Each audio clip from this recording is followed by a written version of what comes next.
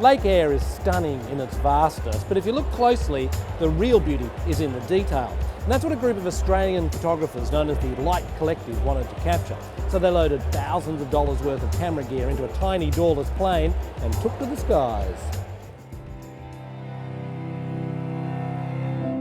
As we take off in the light planes and reach the edge of the lake, it's very calm and peaceful and almost detail-free, almost bland. As we raise the camera up to our eyes and start seeking out these kind of intimate details, all these other patterns and shapes start to reveal themselves.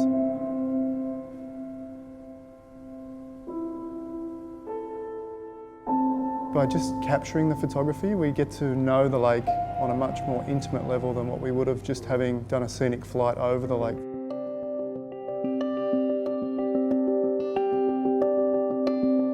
I'm not looking at works that I'd usually see in the National Geographic story about Lake Eyre, you know what I mean? It's a very different landscape photography that you've achieved here. Yeah, I think we wanted to produce something really abstract. We purposely left the sky, the horizon out of the images to create these really abstract, modern art photography pieces, if you like. And then let the viewers kind of interpret the shapes and the colours and the textures in their own personal way to try and build up that connection that way. So all of these are from the air, all the shots are from the air? All of them.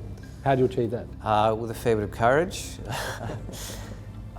Sticking your head out a window into a 2 km/h wind force with a $10,000 camera in your hand takes a little bit of guts.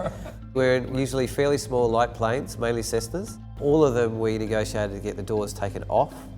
So literally the soundscape of being in this plane is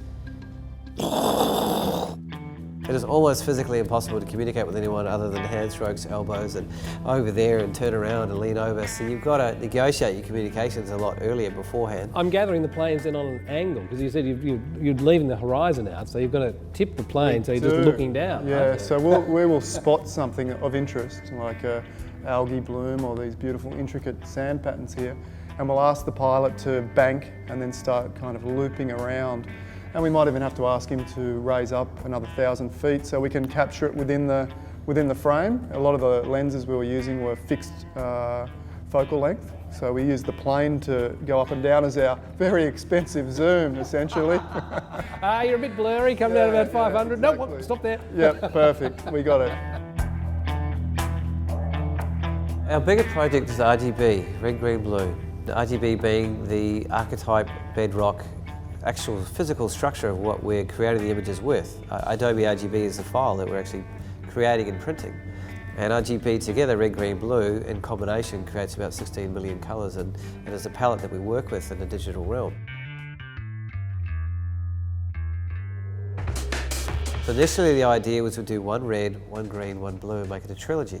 We would pick something really iconic or high conservation value that has a great level of interest and mystery and personal intrigue to us and take it on. And why not start at the beating heart of Australia? Why not go to the core of red? If you look at where Lake Eyre sits on the map, it's almost in the heart of this landscape. It's at the lowest point of the entire physical structure of this land.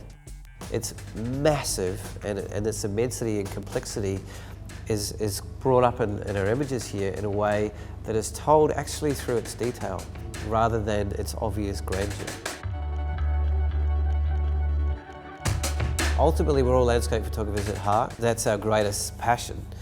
And as we all know, and we're not a political group, but at the same time we're aware that those amazing wild areas are disappearing. And if we can support either the ownership or the conservation, or by evoking a sense of connection on a deeper sort of level, or an intimacy, or a window that you can relate on a way you didn't expect to be able to through our imagery, then we're succeeding in what we want to do.